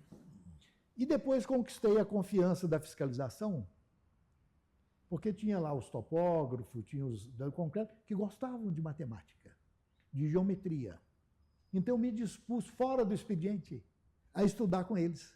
Ah, que ótimo. Então eles moravam lá e iam estudar comigo, tá certo? No escritório, da obra, geometria, analítica e cálculos, etc. Conquistei a simpatia e eles começaram, ao invés de ser mais que fiscais, começaram a frequentar mais a obra e durante o preparo de forma de concreto já começando a conferir os nossos trabalhos. Então foram encarregados que eu acabei conquistando com esta forma de aproximação. E passaram a ser colaboradores e não adversários, tá certo? Exercício da influência. A influência. Inteligência emocional. E terminei. Para mim foi um choque muito grande, porque eu deixava aqui a Sueli, minha jovem esposa com 20 anos de idade, 21 anos, com uma filhinha de 8 meses, estudando letras, e eu deixava ela sozinha, praticamente recém-casado, mas foi um grande teste que eu disse, agora sim, agora eu posso enfrentar, porque eu passei no vestibular, agora eu posso. E aí minha primeira obra foi a Ápia, a fazer a ampliação da Ápia, já como exímia, constituí a exímia em 1976. 76 e dei esse nome a ela, exímia. Olha que responsabilidade. Dar um nome dessa a uma empresa exímia. Olha, interessante. Que seria uma proposta, uma intenção de idoneidade, tá certo? Moral, financeira, técnica, tá certo? De respeito aos contratantes. E a exímia cumpriu isso. Eu fiz mais ou menos umas 110 obras. Nossa, que bom. Que 110 obras. E a exímia Foi uma E empresa... onde que entrou um Exímia. sócio? Hein? E o sócio? Milton Lodge. O mesmo, né? Que Milton antes não Lodge. podia e pediu um ano. Milton Lodge. E a empresa foi exímia. Exímia. E a primeira obra foi para a A Ápia. Ápia ampliar, o escritório da Ápia, ampliar, fiz um prédio para funcionários da Ápia e fazer... Tá certo? Que a Uma Ápia forma- trabalhava com o Instituto Estrada, né? Estrada. Então, Eu consegui, olha, na Ápia, meu conceito foi às alturas, porque a Ápia ganhou uma concorrência num viaduto, em Bela Vista de Minas. Uma obra de concreto. A Ápia era obra de infraestrutura. Então, eu fui designado para tocar esse viaduto. E analisando o projeto, eu vi que a tabela de superelevação entre o ângulo e as cotas tinha um equívoco, uau! antes de fazer. Tinha o quê? Um equívoco na tabela, superelevação, Tá. declividade das seções transversais e cotas. Vocês, na hora de fazer a forma, se fôssemos seguir aquilo, ia dar uma coisa. Aí eu chamei, Antônio Augusto, tem um problema aqui. Ele foi no DR e verificou. Era que, de projeto fato, do DR. DR, que havia um equívoco, talvez de normografia, etc, etc. Aí, meu conceito técnico Imagino. ficou grande na Ápia, tá certo? Eu Imagino. fiz esse viaduto com betoneira, e o viaduto está lá. Até hoje eu passo ali no contorno de Monlevade, viaduto sobre a rua Antônio Modesto. Sem usina de concreto, com betoneira. Betoneira, Olha só. escorado com pau de eucalipto, tá Ai, que certo? ótimo. Forma, corpo de prova, vinha lá para poder trazer, para poder fazer a medição. Fantástico. Traço tabelado, impresso numa folha de ofício. Experiência Né? fantástica, quase primitiva, não é? E aí eu monto a exímia com o Milton Lodge. Aí eu aproveito os meus atestados da prefeitura, que eu tinha registrado no CREA. Aí me inscrevo na prefeitura de Belo Horizonte como empreiteiro, exímia. Empreiteiro da prefeitura. E teve logo uma concorrência e eu ganhei. Muros e passeios em diversos logradouros da cidade. E aí, essa obra foi concentrada no zoológico. Murei o zoológico de Belo Horizonte. 5 quilômetros de muro. 10 mil metros quadrados de passeio, restaurante, abastecimento de água, a entrada do zoológico, quase que eu me virei um leão, quase que eu me transformei num leão. Eu morei tanto com eles que quase me transformei. Tudo primitivo, betoneira diesel, rodando, levando material, tá certo? Então, essa foi uma das obras. Prefeitura, eu fiz Sudecap depois, fiz muitas obras industriais também. Fiz uma obra que eu considero pequena em porte, mas em grande expressão, foi uma estação de tratamento de água, em Carbonita. Conheço Carbonita. No Jequitinhonha, no Jequitacopasa. Nós tirávamos, não tinha brita na região, então nós pegávamos seixos rolados do rio Cascalho, lavava, britava, quebrava com martelo, para fazer a brita. E ali era uma região de besouro de Chagas, Sim. Carbonita. Quando eu ia lá e dormia lá, muitas vezes, olha o que é um jovem. Saía daqui, são 420 quilômetros. Saía daqui 6 da manhã, chegava em Carbonita meio-dia, acompanhava a obra até às 6 da tarde e depois pegava o carro e chegava em Belo Horizonte à meia-noite. Coisa de jovem. Coisa de jovem. Coisa de jovem. E fiz essa obra. Então, eu diria assim, a transcendência, porque o engenheiro, eu acho que ele tem que ir um pouco mais além do que o ato físico da construção.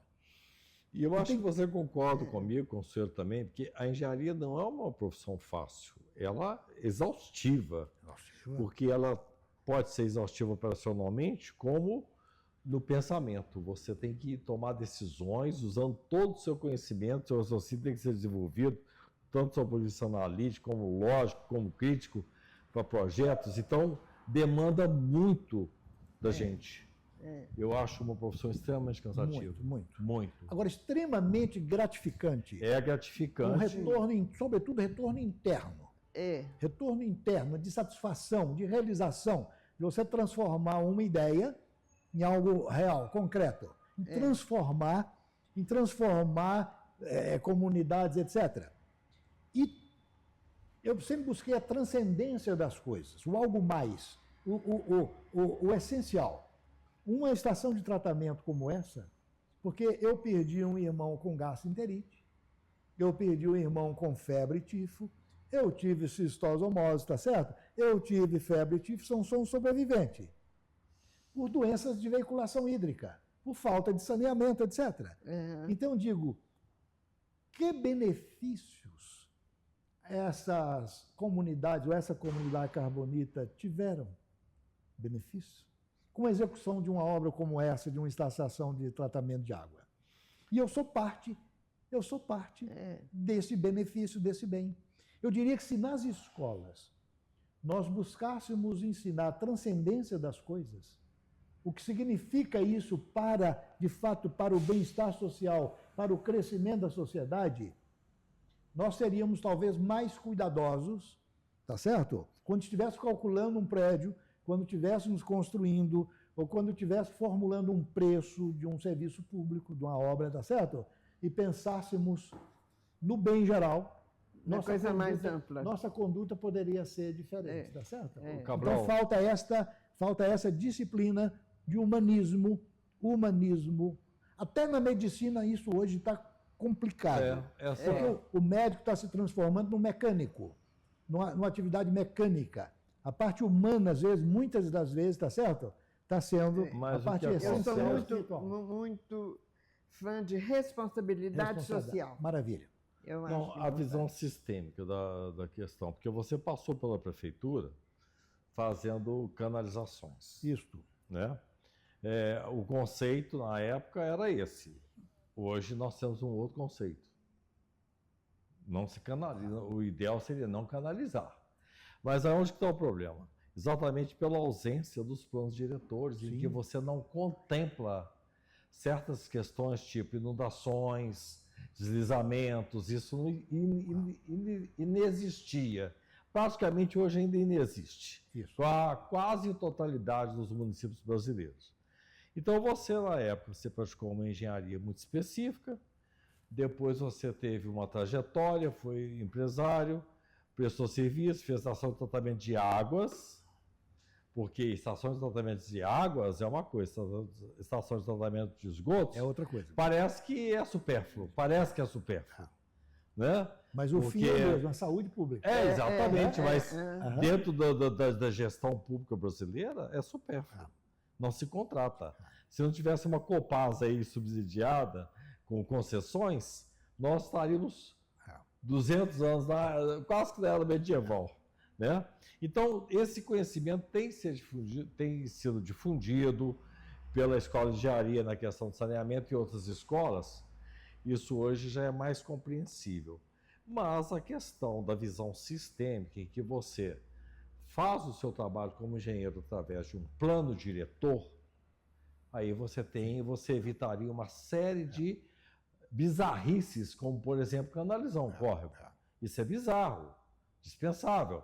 Outra coisa, você ter pessoas numa prefeitura queixando de inundação, mas na hora de adquirir o imóvel, adquiriu o imóvel em área alagável. Área de risco. Então, esse estado de inconsciência social, né, de distanciamento dessa realidade, em que eu vejo muitos engenheiros atuando em áreas e segmentos muito isolados, sem a visão sistêmica.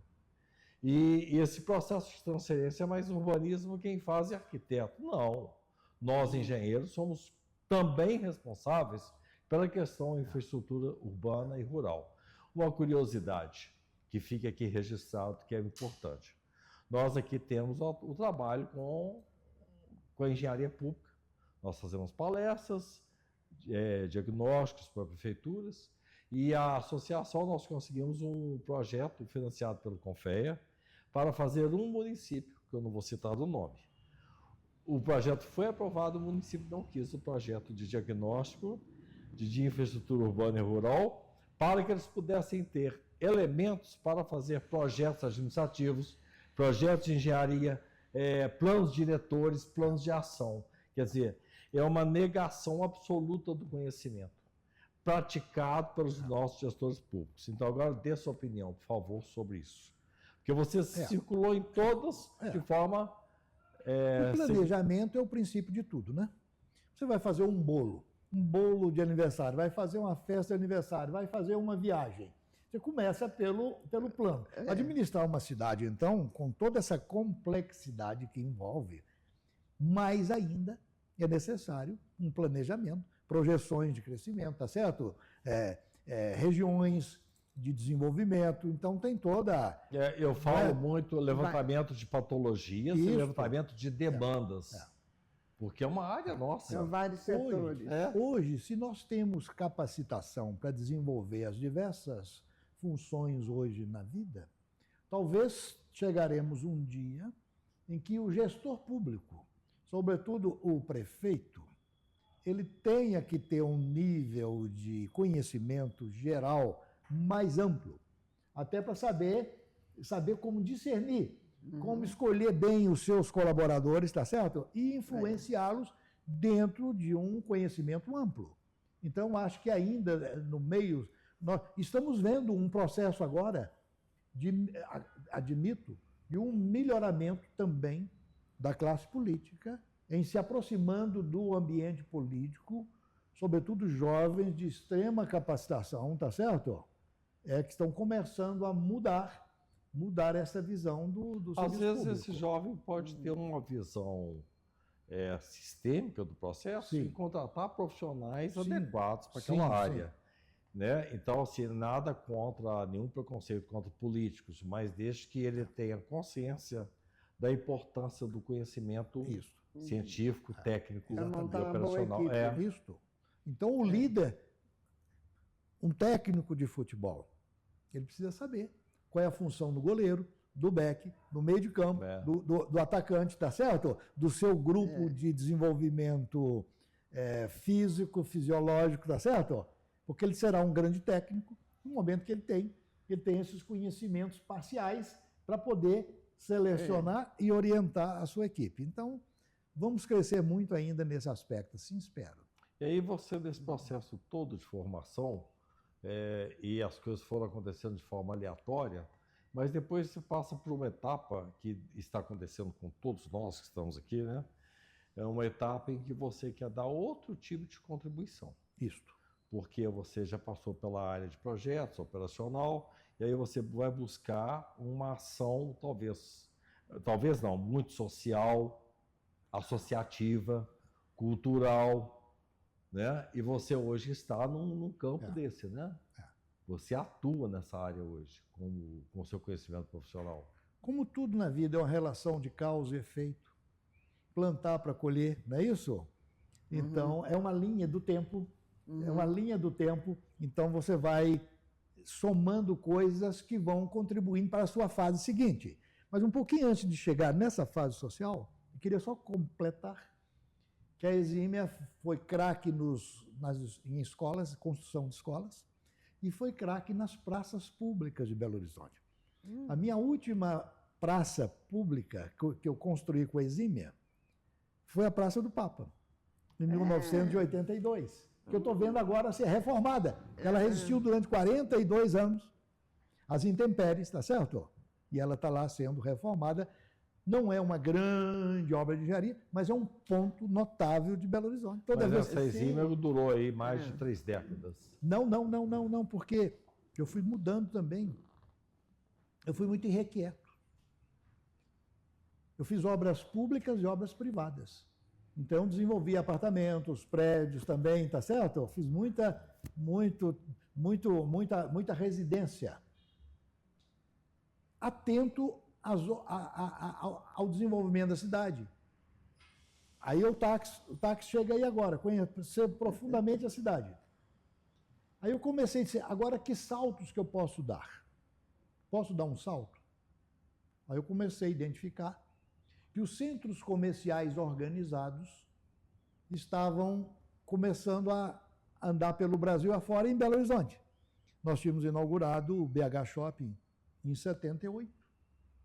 E aí eu me interessei, um tanto atrevidamente, me interessei pela área de centros comerciais, de shopping center. E aí comecei a frequentar o mundo de shopping center. Associação Brasileira de Shopping Center, São Paulo, Rio, para entender o que era isso. Fiz relacionamento com arquitetos, com empreendedores nesses congressos. Me chamaram para ir para uma viagem de pesquisa. Aí fui para os Estados Unidos, em 1986, o Canadá, com essa turma, para conheci 60 shopping centers nos Estados Unidos. Gente, você foi atrás mesmo. E comecei a estudar. Aí você se esbarrou aqui. Aí descobri um terreno em Contagem que a prefeitura tinha guardado quando recebeu esse terreno como área institucional para um centro comercial. Comprei nada mais, nada menos do que Paulo Henrique, professor Paulo Henrique. Sim, sim. Um terreno que ele tinha 4 vezes maior em Contagem. A prefeitura queria fazer um batalhão de polícia, queria fazer mais área industrial. Comprei e permutei com a prefeitura de Contagem um terreno que ela tinha na João César de Oliveira, de 42 mil metros quadrados. Onde está o shopping? Só que eu tinha que fazer lá um shopping e tinha 3 anos para fazer. Ah, é? E dei tudo livre para a prefeitura. Mas olha que passo. Aí eu disse, e agora? Eu tenho que arrumar dentro de Belo Horizonte. O meu pensamento é grandioso, mas o meu corpo é pequeno para esse tamanho desse pensamento. Eu preciso fortalecer o corpo. Então vou botar porte no meu corpo. Vou começar a procurar. Listei Andrade Gutierrez, Mendes Júnior, Colvan, Ney Bruse, Caparaó. Carlos Carneiro Costa, líder. Carlos estava sendo assanhado naquele tempo, começando a aparecer nas colunas. Aí a tradição e acabamento, um cara de vanguarda. Aí arrumei alguém para me apresentar ali, apresentei a minha ideia para o Carlos. Foram 10 meses de conversa. E o Carlos me comprou 2 terços. E eu queria que ele fosse, ele é maior, queria que ele fosse o maior. Eu queria ser pensamento, eu queria ser espírito. E ele corpo, tá certo? E o Carlos se associou comigo, nós fizemos uma empresa para fazer um shopping em Contagem. Um terreno que eu tinha, que ele acabou me comprando. Só que aí eu identifiquei que Contagem estava cedo para fazer o segundo shopping de Belo Horizonte. Como eu moro na Cidade Nova, como eu fui chofer de táxi, como eu canalizei o Cachoeirinha com a Ápia, eu indo da Cidade Nova para o meu clube, 15 Veranistas, na Pampulha, passo ali naquele terreno ali do Minas Shopping. Minas Shopping. Minas Shopping. Parei, entrei no terreno e disse, é aqui. É aqui que vai ser o segundo shopping de Belo Horizonte. Voltei no Carlos. Carlos, nós temos um diamante bruto na mão. O diamante precisa de lapidação. Nós estamos aí com esse grande empreendimento possível, mas vamos precisar nos associar a alguém que já fez. Porque a coisa é grande. E aí nos associamos. Já conhecia muita gente na Abraça, Associação Brasileira de Shopping. Fui atrás de uma média Paz Mendonça, meu conterrâneo sergipano, lá, que foi um grande empreendedor de área de supermercado, Paz Mendonça. É uma história. E só esse assunto de Paz Mendonça dá uma história, porque o Carlos conheceu o Paz Mendonça. Onde ele começou lá. Lá teve um Paz Mendonça. Sim, nós fomos buscar uma média Paz Mendonça. Ah, tá. Que já era grande. Cara, olha, a coisa tem outras questões que, às vezes, desenvolvem o empreendimento. Quando eu já tinha estado com o Paz Mendonça em São Paulo, e fui Carlos, eu estive com o Paz Mendonça em São Paulo. Você teve como a média? Sim. Por quê, Carlos? Porque quando eu estava lá fazendo engenharia na UFJF, eu tinha uma indústria de laticínios, de derivados de leite, de doce, etc., da minha família, que eu administrava, e que eu vendi para a Mamed, Paz Mendonça, doce de leite, etc., etc., e ele me comprava tanto que se ele não me pagasse, ele me quebrava. Eu quero ver Mamed. Aí nós dois fomos. Que ótimo. Atrás de uma Mamed, Paz Mendonça. e Mamed tinha comprado açúcar, de uma tia-avó que eu tinha no interior de Sergipe, de um usineiro de açúcar, comprando açúcar lá na Bahia, etc, etc. Ótimo. E aí, esse processo anexo, sentimental, teve uma importância grande, que uma média, eu vou para Belo Horizonte, vou fazer o maior hipermercado em Belo Horizonte. No terreno de Contagem não cabia. O terreno tinha 40 mil, aqui tinha 160 mil. Uau. Aí veio o Paz Mendonça, e o Paz Mendonça nos indicou uma empresa para ser nossa parceira. Fizemos o Minas, e aí eu fui fazer o Big depois, fui fazer um shopping em Valadares, fui fazer um shopping de móveis, e eu fiquei como sendo um desenvolvedor. Ou seja, Parei a exímia. uma locomotiva, né, Cabral? Hoje a locomotiva está mais calma, né? Não está. Mudou de trilho. O trilho é outro. Mudou de trilho, mas está mais contemplativo. Porque eu diria, o que foi para mim, se eu pudesse... Você tem pontos fortes e pontos fracos. Pontos fracos eu tenho mais do que pontos fortes. Mas um dos meus pontos fortes, eu tenho que admitir, é o meu gosto por fazer associativismo, para articular, para pegar o seu lado bom com o seu lado bom, com o seu lado bom, e unirmos esses lados bons. Isso. Então, meu papel nesses empreendimentos foi de articulador. Com o comércio, com os construtores, com os sócios, tá certo? Imagina. De vez em quando o Carlos falava, ele ficava meio aborrecido com o sócio e me contava os aborrecimentos, mas eu não levava lá para o outro. O outro falava, então eu tive um papel de amortecimento da relação social entre duas grandes empresas, e aí fizemos. Eu tive uma participação de resultado que foi interessante. Eu juntei, simplifiquei minha vida, disse, olha, esse pé de meia, é capaz de me levar com parcimônia, está certo? É verdade. É capaz dele me levar lá para frente. Agora, teve um momento que eu cheguei à seguinte conclusão. Cabral, se a Exímia deixar de existir como construtora civil, vai fazer falta, a Exímia, para a construção civil, a indústria? Amigo que sou do Menin, dessa turma toda, grandes, não faz, porque isso está muito bem atendido. Esse setor da construção civil está maravilhosamente atendido. Aí, se você deixar a área de shopping center, vai fazer mais 6, 7, 8, 10 shopping, e se você deixar isso, vai fazer falta? Fantástico a quantidade de empreendedores de shopping que nasceram depois. Então, Cabral, escolhe um lugar onde talvez você vai fazer falta, onde ninguém quer ir. Eu vou para a área social. Muito bem, Cabral. E educacional também. Vou arrumar uma mais-valia para mim, para o resto da minha vida, que é juntar toda essa história, todos esses relacionamentos, todo o conceito que eu construí. Porque eu penso que não tem nada mais importante, um grande patrimônio da vida chama o conceito de dignidade, de lealdade, tá certo? De valor, tá certo? Porque cada um forma um grande patrimônio que é o próprio conceito. Então, na verdade, a ética falando alto. Não é? Para quando você chegar com alguém está diante de alguém confiável. Você agora está numa fase de facilitar ideias, promover ideias, integrar. Isso. Então, eu tenho que finalizar. Foi muito rico a nossa trajetória aqui, da nossa conversa, muito fluente. E tem alguma coisa que não foi falada aqui que você gostaria, com uma breve exposição? Dizer que hoje o meu trabalho está na área social, com a formação da conspiração mineira pela educação. Sem dúvida que a educação, o conhecimento é a base de tudo.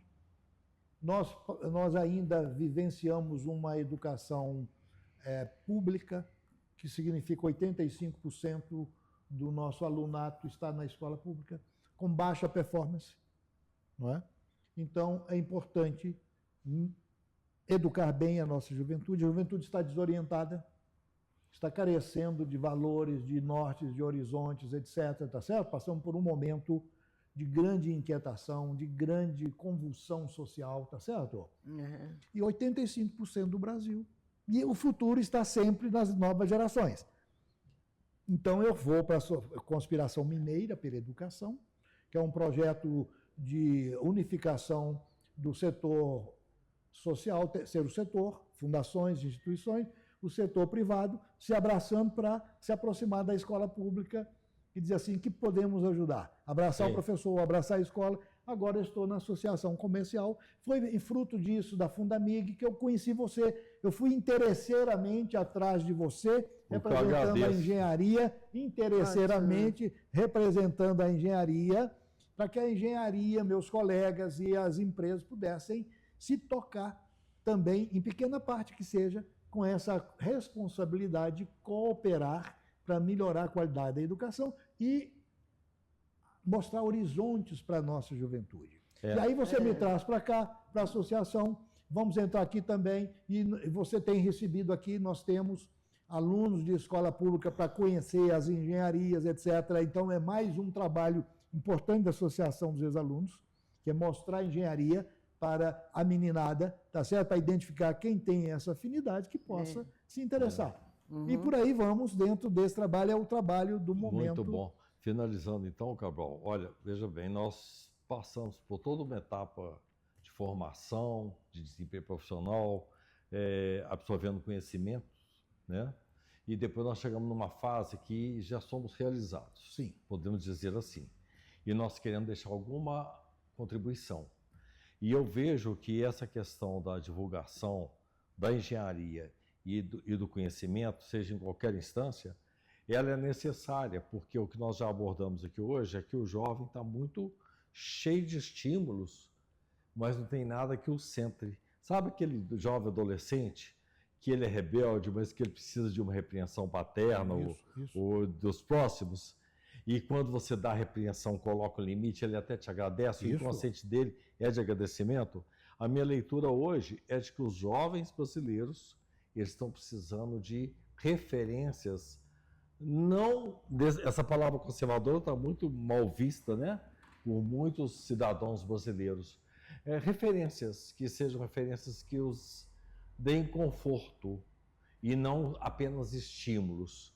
Então, em nome disso, para finalizar a nossa entrevista, você já que chegou nessa fase de autorrealização e na questão da educação, que você está nela hoje, com esse pacote de contribuições, dê um recado para os brasileiros, para as empresas, para o setor público, como engenheiro que já passou por toda essa trajetória. Como eu me dirijo muito aos jovens,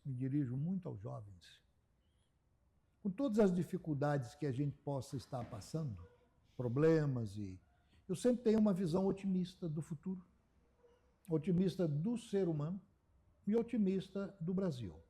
Eu sempre digo para os jovens, nós, diferentemente de outros países que já estão prontos por aí, sobretudo na Europa, estão prontos, vivem do passado, vivem da história.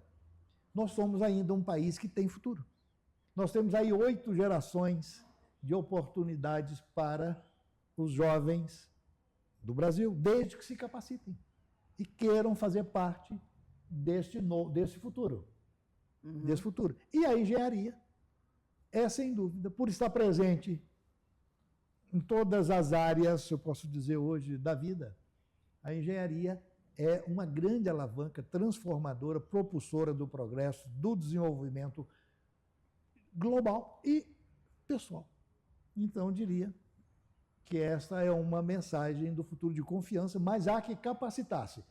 Quando a nossa querida entrevistada que me antecedeu aqui estava dizendo da importância do saber, do conhecimento, eu não tenho dúvida. O conhecimento amplia a vida. O conhecimento é o que nos dá segurança para construir o próprio futuro.